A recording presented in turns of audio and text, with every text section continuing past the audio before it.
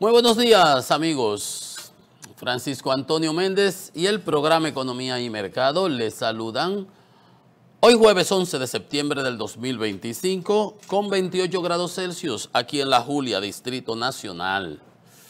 Bueno, tenemos informaciones relativas a las decisiones tomadas en el día de ayer por el gobierno, específicamente lo que tiene que ver con el decreto de declaración de emergencia del sector eléctrico a los fines de facilitar, viabilizar la compra y adquisición de contrataciones, compra y contrataciones de bienes y servicios. Ayer expresamos nuestra opinión al respecto. Ahorita pues conoceremos la opinión del Consejo Unificado, también esta participación ciudadana que opina, y ha tenido muchas repercusiones de diversa índole. Ahorita vamos a conocer. También está lo del Consejo Económico y Social, que ayer decíamos que lo titulamos hasta la publicación que hicimos de nuestro programa en Facebook y en Twitter. El C-Escuela, la más regularización de haitianos, que yo siempre he dicho que debiera usarse lo que están aquí, regularizados, no traer más y permitir que los ilegales se regularicen. O sea, no estoy de acuerdo, hay repercusiones. Hoy hay declaraciones del CES diciendo donde digo Diego, que si está, que si no está, nadie sabe, vamos a esperar, lo sabremos pronto, porque se le acaba de entregar a Danilo ayer, van a entregarle a Hipólito, luego a Leonel, las discusiones y las medidas, ¿no? Y obviamente estaremos enterados. Pues está la decisión del CES, la aclaración de Ace Toribio, la opinión del Consejo Unificado de las Empresas Eléctricas, de las distribuidoras, con relación al decreto, opinión de participación ciudadana, y también el otro tema que ayer nosotros analizábamos y expresábamos también nuestra opinión y hasta nuestra suspicacia y dudas de si era legal o no.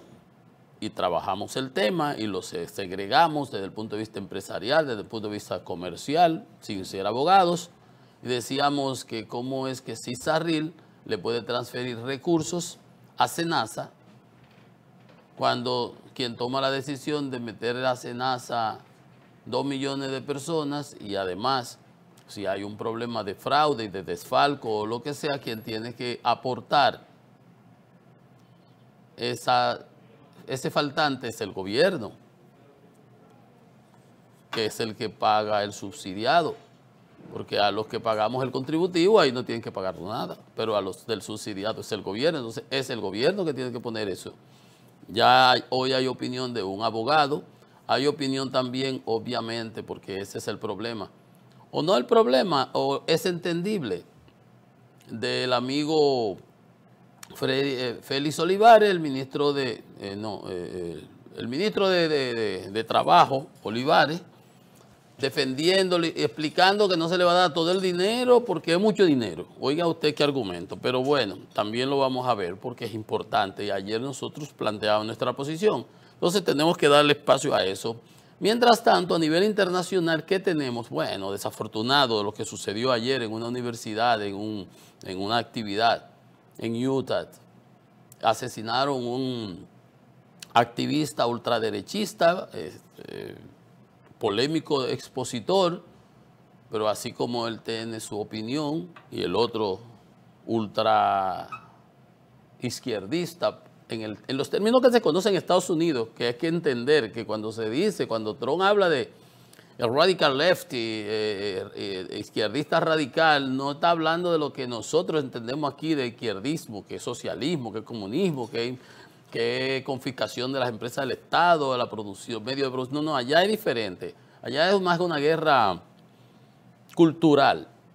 Los progresistas, los ultraconservadores, que los evangélicos, que los más ultraliberales, que LGTB, que si el aborto, son esos temas básicamente.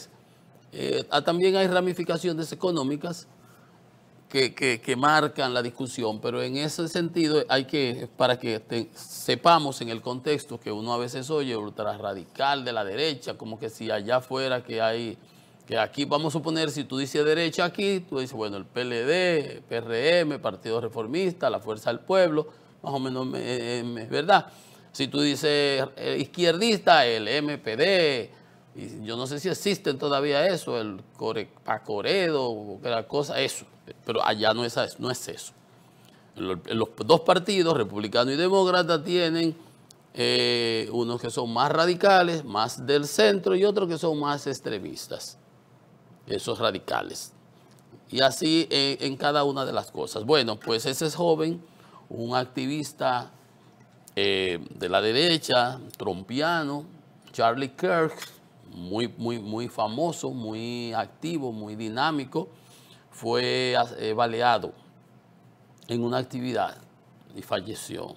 Trump obviamente lo agarra como escaparate, indiscutiblemente, pero ahí está el problema de las armas en los Estados Unidos.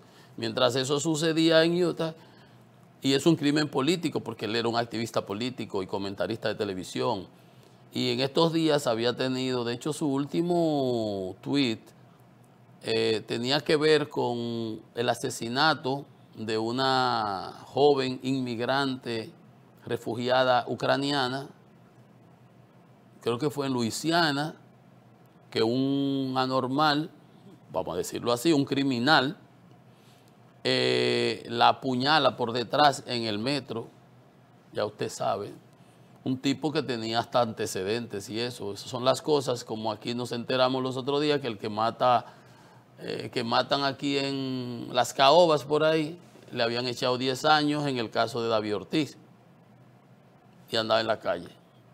Y así andan cantidad por ahí. Vaya usted a saber. Entonces en Estados Unidos también se dan esas situaciones. Muy desafortunado el hecho. Pero en Colorado, un loco también ahí en una escuela, y eso se ve a cada rato y lo comentamos aquí. Y diferimos totalmente, y son de las cosas que no apoyo del Partido Republicano. Ya dejó de tener esos valores y esos principios. Ya lo que hacen ahí, lo que se hace, lo que diga Trump, que no tiene ni esos valores ni esos principios que le dieron esencia al Great Old Party de Abraham Lincoln, el gran viejo partido, como se llama en otro sentido, el republicano. El partido de la ley, del orden, de la racionalidad económica, de gratificar el trabajo, el mérito, sin esos excesos que evidencia en algunas ocasiones o en muchas ocasiones el demócrata, el Partido Demócrata. Pero bueno, entonces miren ustedes, aquí pasa este asesinato político. Él había dicho en estos días que el caso de la joven, ese asesinato, tenía que ser politizado, porque eso fue, fíjense, era radical en sus cosas, porque esos fueron unos jueces demócratas que lo soltaron. Ajá, y los republicanos no, y los republicanos no le fallan a cada rato en contra de Trump. Y él dice que son entonces izquierdistas radicales. Nada, hay una gran manipulación, un maniqueísmo en los Estados Unidos y una división tan marcada que uno no sabe dónde, cómo volver a esa unidad que tanto se requiere en una sociedad tan fragmentada como la estadounidense. Y este crimen va a tener repercusiones políticas. Obviamente los demócratas lo condenan, todas las personas normales, racionales, porque el que lo hizo es un loco, para llamarlo de alguna manera, que lo encuentras en los republicanos y lo encuentras en los demócratas, y lo encuentras en los evangélicos, y lo encuentras en los católicos, y lo encuentras en los musulmanes, y lo encuentras en los hindúes. O sea, eso es donde quiera aparecen unos anormales que entienden las cosas, que las cosas se deben dilucidar cavernariamente, como si estuviéramos en la época de las cavernas. Desafortunado. Pero entonces anda todo el mundo armado. Vimos lo que pasó en estos días. A cada rato uno ya ni se acuerda. Son 14 niños en Texas, 14 niños, 17 en un sitio, matan aquí, matan allí, es donde quiera, porque cualquiera puede tener un arma. Y tú compras un arma prácticamente dejando 3 de papel y ahí viejos que no dan para nada ni nadie los revisa. Y entonces no quieren tomar medidas con relación a eso. Y seguirán esos casos, aunque hay que decirlo, este de ahora es un crimen realmente político, de odio, de una persona que entendía que esa persona, no sé, ¿qué es lo que le pasa a esas personas por la cabeza? Ir a matar a una persona porque en el caso de Colombia, eso fue un sicariato mandado a matar. El Miguel, que estuvo el senador de Colombia. Entonces, bueno, desafortunado, pero eso es lo que tenemos en el mundo. Hay que condenar ese tipo de acciones, no importa de dónde vengan, de dónde provengan. Pero si uno condena esta, individual, un crimen, un asesinato político deleznable, pues también tiene que criticar, obviamente, el genocidio que está llevando. Y fíjense que yo soy apoyo a Israel en todo su sentido, pero para mí Netanyahu es un criminal, un delincuente, que está haciendo todo eso para protegerse, porque él sabe que cuando salga de ahí va a tener que responder ante la justicia y cada vez que puede arma un lío. Y como ha encontrado a Trump para que lo apoye, ¿se acuerdan la ribera que va a crear ayer en Gaza? Y está bombardeando, hasta en Qatar fue, que Qatar ha sido el país sede de las negociaciones y el país mediador. Allá fue a bombardearle un edificio para eliminarlos de Hamas. O sea, se maneja como, se maneja a lo Putin, me importa un comino lo que usted piense, lo que a usted le parezca, lo que digan las leyes, lo que diga la comunidad internacional, lo que digan las Naciones Unidas, a mí me da 3 pitos. O sea, Putin y Netanyahu hacen lo que le da la gana y entonces tienen un punto como que en común, que en un caso los alienta y se hace, no, eso lo hizo él, yo no estaba de acuerdo, estoy guapo. La misma cosa para los dos, para Putin y para Netanyahu. Ahí criticando a España no sé si fue a España o a Alemania porque le pusieron sanciones a Israel para las armas.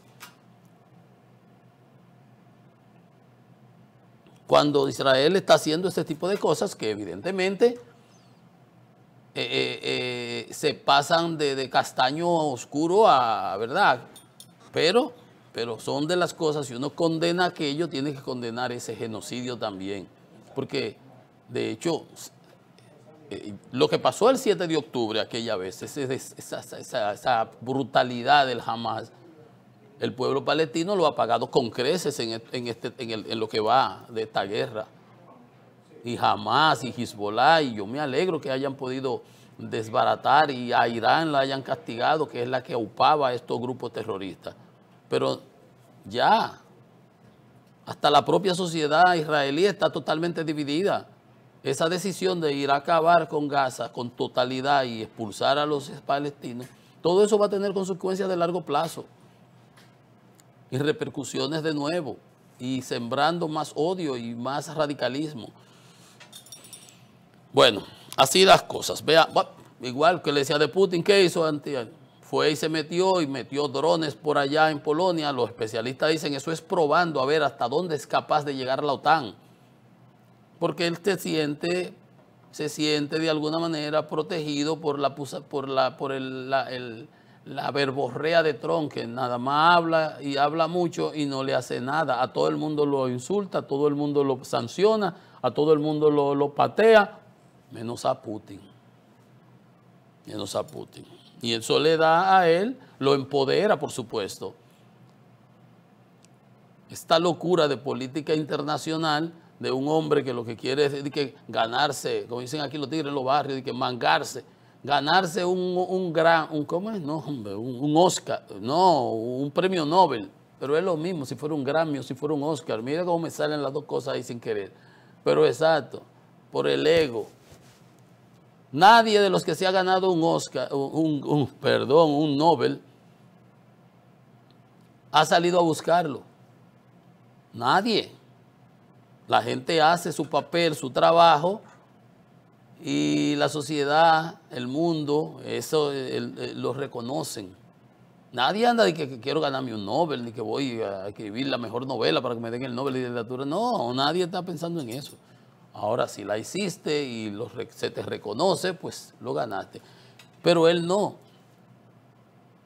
Ahí andan, que Camboya lo nomina, que Pakistán lo nomina, que fulano, que Netanyahu lo nomina, porque todo eso es buscado. Es como cuando tú para llegar a la payola aquí para poner la música. Por eso es todos esos bandazos y es por lo que les digo, en política internacional se están dando de estas cosas. Pero aquí local tenemos, la palabra es reculiao. Yo tengo un amigo que relajaba mucho con eso. Dale de reculiao, dale para atrás que el golpe avisa. El CES recula. Eso trae la prensa, creo que del Caribe trae esta noticia. El Consejo Económico y Social recula y dice que la regularización de indocumentados no está dentro de los acuerdos sobre la crisis haitiana. Ayer había dicho Rafael Toribio, el director ejecutivo del Consejo Económico y Social, yo no voy a elaborar sobre eso, pero sí, eso está contenido con relación a la regularización y hay propuestas concretas sobre eso. El tema se abordó y hay recomendaciones de cómo manejar ese tema.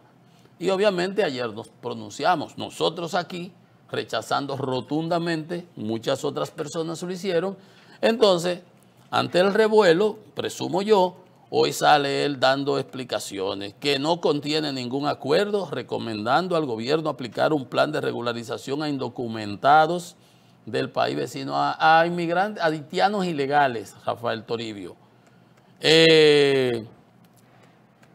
Dice, aprovecho la oportunidad, ayer dijo aquello que les leí hace un momentito y hoy dice, aprovecho la oportunidad para indicar y aclarar de una vez por todas que el tema de la regularización no está entre los acuerdos firmados en ese documento. ¿Y entonces en qué es lo que está? Bueno, Pelegrín le dijo que esa sería una actitud completamente irresponsable, evasiva y que tendría implicaciones hasta criminales. Bueno, vamos a ver.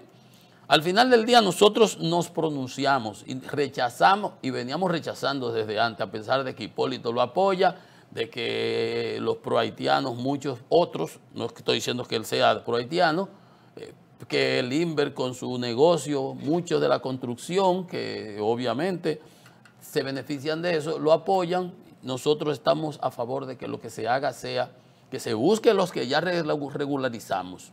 Aquí no podemos dejar entrar más haitianos y mucho menos darle documentaciones de ningún tipo. Ese es el primer paso. Acuérdense cuando un alcalde de por allá de la línea se inventó un carnet, ¿ustedes se acuerdan?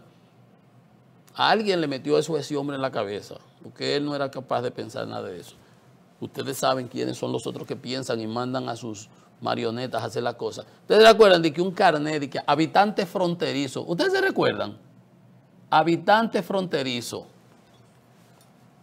Ya, sí, habitante fronterizo, inmediatamente, cualquier momento arman un lío y declaran la República Independiente de Kosovo allá. Kosovo, eso que pasó en el Báltico, allá en Yugoslavia, que armó esa guerra civil que tuvo que intervenir la OTAN y las Naciones Unidas y todo el mundo. Bueno, entonces, acaba de decir Toribio que eso no está en los acuerdos que se acaban de entregar. Vamos a esperar, el tiempo hablará. Y si tenemos que volver, y nuestra posición es clara sobre eso, y nos oponemos, punto. Pues bien, en términos políticos, miren, Paliza dice que que República Dominicana actualmente vive mejor que como fue recibida hace 5 años la gestión. El gobierno tenía una celebración, la suspendió, después el presidente la pospusieron, después la suspendieron. Dice Paliza que el gobierno ha fortalecido la institucionalidad, que ahora tenemos una justicia que pasó de comprometida a independiente.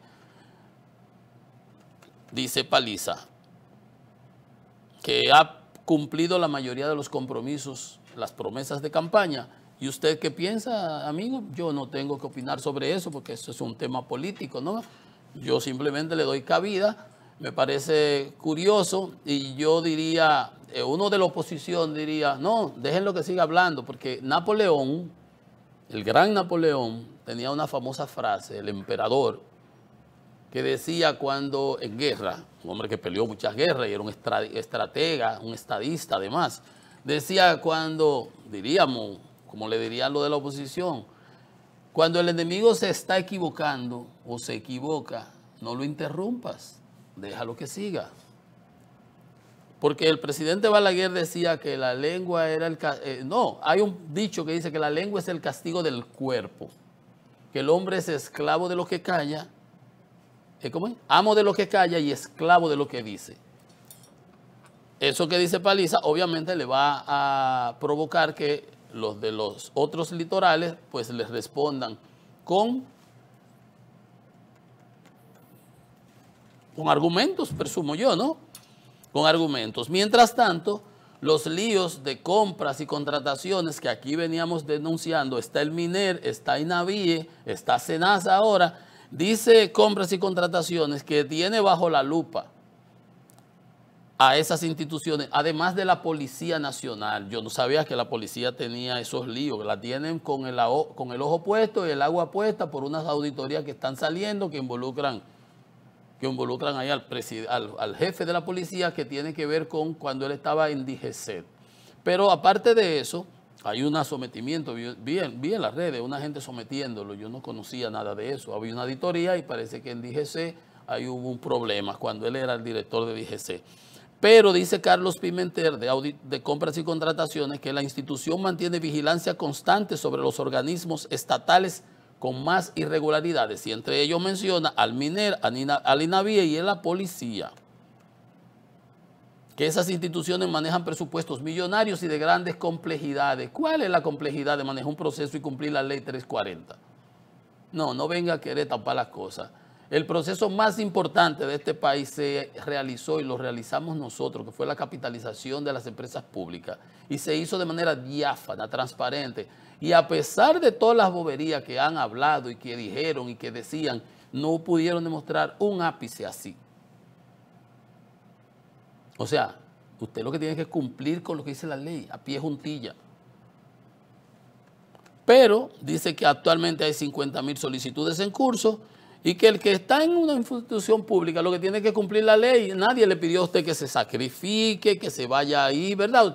Yo siempre lo he dicho en este programa, si usted no va a cumplir la ley, váyase, no entiende usted por qué sacrificarse por el Estado, que váyase a hacer otra cosa. ¿No le gusta esa ley? Ahorita veía a un comentarista en la televisión haciendo el ridículo ahí. Esa ley que dice, si a usted no le gusta esa ley, que por cierto, hace días la acaban de promulgar, modificada, la ley de compras y contrataciones, y el presidente le acaba de leer la cartilla, como se dice, como decía mi papá, read the ropes, como dice en inglés, leerle la cartilla a uno, usted tal cosa y tal cosa. Le acaban de leer con Jenny Berenice ahí y con a los funcionarios. Mire lo que dice la ley de compra, la nueva, taca. Y esa ley lo único que dice es que tiene que cumplirse todos esos puntos. Usted no lo ponen ahí para usted decidir si cumple o no. A usted lo ponen ahí para cumplir con la ley. Las leyes se cumplen. Y si usted no la cumple, usted le está violando. Ahora, nadie está obligado a hacer lo que la ley no obliga. Si usted hace algo que la ley no dice que no se haga, no hay ningún problema. Ahora, si la ley dice no se puede hacer tal cosa y usted lo hace, usted la está violando. A usted nadie lo invitó a que se venga a sacrificar para el Estado. Váyase a manguear por ahí, como nosotros hacíamos cuando muchachos. A marotear, como le dicen en la capital, nosotros le decíamos manguear. Váyase a hacer otra actividad. Usted no tiene por qué sacrificarse por el Estado. Usted recibe una institución, usted cumple con la ley y listo. Y va a salir de ahí aplaudido. No como los lambones y limpiasacos que andan por ahí. No, fulano es una estrella, fulano es lo máximo. Usted sabe por qué que lo dicen. Como el cuento del cañoncito de Lili. Pero bueno, eso dice el de compra y contratación. Usted lo que tiene que cumplir la ley y exigir que se cumpla la ley. Pero bueno, no sabíamos que esas instituciones están ahí. Entonces yo le decía, y este es otro tema importantísimo, por el desastre que ha aparecido en SENASA. El fraude, el desfalco, las irregularidades, las inconductas, todo lo que usted quiera. Ya hay un sometimiento. El presidente se refirió, 2 veces se ha tenido que referir. Se refirió en julio defendiendo lo que fue, que estaban politizándolo en la oposición. Resulta que no. Resulta que el lío era mucho mayor de lo que se imaginaba la oposición o lo que la oposición suponía en ese entonces. Que él ordenó en noviembre una investigación con Contraloría, con PEPCA, etcétera, etcétera, pero mantuvo al incumbente hasta agosto hasta los otros días, 10 meses. Sabiendo usted que ahí se está moviendo y sonando cuando un río suena es porque se ahoga una orquesta. Aquí sabemos esos refranes. Ah, pero usted lo dejó hasta los otros días. Entonces, ese es el problema. Entonces, resulta que ahí hay un lío y no es de ropa. Entonces, hay un desfalco, hay un desmadre, hay un descuadre. El presidente dijo que le iban a dar el dinero. Entonces, hacen un presupuesto complementario y no ponen el dinero de SENASA. Aumentan el déficit de 3 a 3.47 y no ponen el dinero que hay que darle a SENASA, que tiene un rojo, un faltante de 5,000, 12,000, sabrá Dios, ahora nadie sabe siquiera. El lío fue tan grande. Entonces, dice el ministro de Trabajo, mi amigo Eddie, dije Félix, yo sabía que estaba equivocándome, mi amigo Eddie, que los fondos de SENASA, que eso está bien. Yo no sé si él lo dice como funcionario o como abogado, porque él lo pudiera decir como funcionario. ¿Por qué? Gracias. Es una posición que la decide el Consejo, es su gobierno, él forma parte del Consejo y obviamente la justificaría. Pero como abogado él, que es abogado, yo creo que él no lo diría eso mismo. Presumo yo, y por eso es que yo siempre, los que me conocen, y ya yo tengo, uno tiene 30 y tantos años en la vida pública, escribiendo, opinando, participando, ¿verdad? Que la coherencia, señores, es tan importante, tan importante. Entonces él explica que los fondos que se van a traspasar a SENASA de CISARRIL, que es una institución que es el riesgo del seguro laboral. Laboral significa que uno labora. Si uno labora es porque uno es un empleado. Y si es un empleado es parte formal y cotiza. O sea, somos una empresa y formalmente cotizamos. Y ese dinero que nosotros cotizamos, los que trabajamos, están ahí en un seguro para nosotros, los que trabajamos. No para los de SENASA, que se metió 2 millones de gente subsidiada. Había 2 millones más, supongamos, sabrá Dios cuánto subsidiado también el otro. No, eso no tiene que ver con CISARRIL, aunque esté mascado en lo de la seguridad social. Yo hablé de eso ayer. Hasta me dije, déjame extremarlo y ponerlo, que eso se parece al lío de Ángel Hernández, el Miyagi de Miner, que tiene una institución con una universidad, una ONG, una fundación, y esa fundación con muchísimos recursos compra unos terrenos. Entonces los terrenos salen a nombre de una compañía que se llama Morón, Playa Morón, una SRL. Esto es una institución sin fines de lucro con un RNC que no paga impuestos. Esta es una institución con fines de lucro, una empresa normal que para ganar dinero y de lo que gana paga impuestos. ¿Cómo es que tú transfieres de aquí, compras con esto y ese activo lo paga aquí, este pasivo? O sea, eso es lavado, eso es un adefesio financiero, comercial, jurídico, diríamos. Entonces, así me parece a mí esto, ¿eh? Bueno, pero nada, Eddie, yo digo, él habló aquí como ministro, no como abogado. Y que porque es una cantidad de dinero tan grande, oiga qué argumento, se van a dar por partida. Hay 51,000 millones de los excedentes técnicos y ojalá fueran 100, no 51, para garantizar los riesgos laborales de los empleados.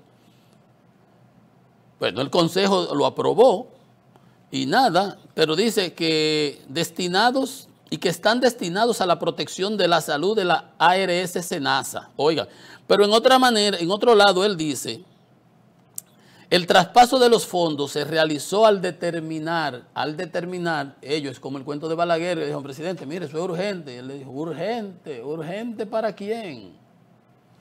Al determinar que era conveniente para el fortalecimiento de SENASA, oiga ahora, y otras ARS. Esas otras ARS son privadas.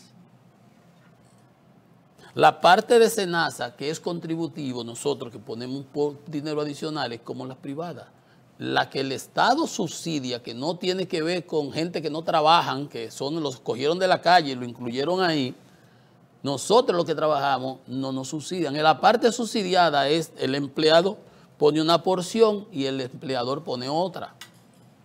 El subsidiado es otro y el régimen subsidiado no tiene que ver con el contributivo. Bueno, entonces miren ustedes como ya se cuela aquí, SENASA y otras ARS. ¿Con qué derecho ustedes le van a transferir dinero de la CISARRIL a otras ARS y más que son privadas? ¿Cuál otra privada está en problema? Eso no lo sabíamos. Pero tampoco usted no le puede transferir el dinero de la CISARRIL a SENASA. Que ese dinero corresponde a fondos del sistema de seguridad social que se van acumulando, todo eso lo sabemos. Yo, sin ser abogado, pero uno en tanto tiempo en estas lides, en estrategia, negociando, en negocio, asesorando y eso, uno se codea con muchos abogados de prestigio. Yo trabajé de hombro con don Wellington Ramos Mesina, en paz descanse, una lumbrera. Don Luis Heredia Bonetti me llamaba y decía que él no se iba a su trabajo antes de acabar de ver mi programa, para consultarme, muy querido, me quería muchísimo. Don Ulises Cabrera, lo vi por ahí, qué bueno, muchísimo tiempo, trabajamos con la ley eléctrica en los 90. Uno aprende mucho con esas personas, los Perlleranos, hay mucha gente. Elizabera, Marisol Vince, muchísimos abogados, amigos míos, que uno va aprendiendo mucho. Entonces, yo decía ayer, a mí me da que esto es ilegal. Oiga lo que dice entonces ahora el abogado Olivo Rodríguez, que fue embajador en España. Dice, es ilegal, yo decía, yo creo, a mí me huele, porque yo no soy abogado, pero el sentido común me daba y analizaba estratégicamente y decía, que esto no cuadra. No hace esquina por parte. Dice, es ilegal el traslado de fondos a SENASA. Ese tipo de decisiones, dice Olivo Rodríguez, necesita ser aprobada mediante no un consejo, sino una ley especial o estar consignada en el presupuesto complementario, porque es el gobierno el que tiene que ponerse dinero en SENASA, que es su ARS. En este caso se ha hecho un uso que se puede, que está destinado para tapar unos problemas de carácter financiero de tu institución y tú eres el gobierno, tú eres que tienes que ponerse dinero. Entonces dice, las intervenciones y proyectos y programas destinados a la protección económica y social, eso está en la ley, social, laboral o de salud en el trabajo que serán financiadas con los excedentes de los rendimientos financieros. O sea, no dice nada de lo de SENASA, de las funciones que tiene SENASA. La ley de IDOPRIL, en su párrafo 2, dice, las intervenciones, proyectos, programas destinados a la protección económica, social, laboral o de salud en el trabajo. La gente que está en SENASA subsidiado ahí no es porque tú trabajes en ningún sitio. Tú puedes trabajar en una casa de familia y te dan una tarjeta de SENASA subsidiado. Y muy bien, y qué bueno, pero tú no eres aportante de CISARRIL, ni de IDOPRIL, ni estás laborando. Como yo decía, no venimos para el trabajo y no tienen un accidente y tenemos el riesgo laboral y nos cubren. Entonces, ustedes ven, ya esto habló aquí un abogado. Dice el abogado que de acuerdo con la ley 397/19, modificada por la ley 8701, no sé qué dice una, ni no sé lo que dice ninguna de la otra tampoco, los miembros del Consejo Nacional de Seguridad Social que firmaron esa resolución pueden ser sometidos y condenados. Un abogado, dice él que ese mecanismo que se usó duda que tenga validez legal, o sea, que es ilegal y fue una violación a la ley. en su opinión. Usted ve, yo tenía esa presunción ayer, tenía ese pálpito, ese feeling. Hoy habló un abogado y yo no, un abogado de peso. Ustedes oirán, seguirán oyendo las opiniones de demás abogados. Obviamente entre abogados hay muchas interpretaciones siempre, pero ya de por sí yo veo que yo ayer no estaba muy lejos de lo que realmente opinaba en cuanto al respecto. Vamos a ver, vamos a ver. Es el gobierno que tiene, en resumen, el gobierno que tiene que buscar sus cuartos para meterlo a cerrar ese lío de Senasa que lo prohijó él, porque si él sabía desde diciembre, noviembre, que mandó a hacer la investigación y faltaba ese dinero y después se justificó en julio diciendo que sí, sabemos que falta, pero es la oposición que metimos 2.400.000 y la oposición quiere que lo saque. La oposición no quería eso, quería que se manejara como Dios manda y que cuando uno va a la farmacia le den el medicamento. Pero no puede dar el medicamento si le debía a la farmacia, le debía a los médicos, le debía a los laboratorios, le debía a las clínicas, le debía a todo el mundo. Pues no tenía dinero porque lo habían desfalcado y además le habían sobrecargado la nómina de afiliados.